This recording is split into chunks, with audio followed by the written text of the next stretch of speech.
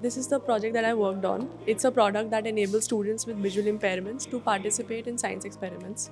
So for the study of this project, I went to multiple blind schools, and I also talked to professors from IIT Delhi who are working on something like this, assistive technologies.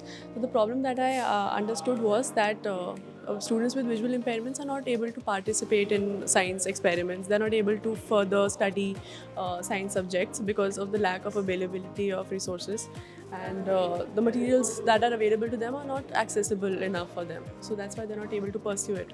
So the idea behind this setup is that they are able to participate in certain experiments. So the device makes it accessible for them to do experiments. So this is a sensor. This sensor produces sound according to the distance. So the experiments that involve change in distance can be performed in this.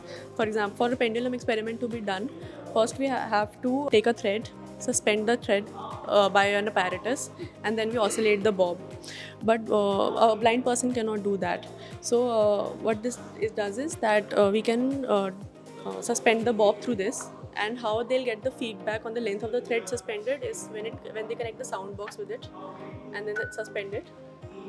Okay, so the length of the thread that is released can be understood by the sound, and when it oscillates, the oscillation is recorded by the sensor. So when the distance from the sensor changes, the volume changes. So they can figure out how a pendulum works.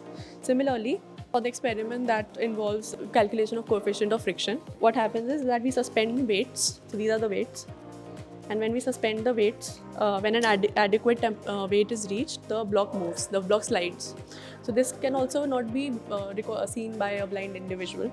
So what happens is the sensor records the movement and gives an auditory feedback that a movement has taken place on the board.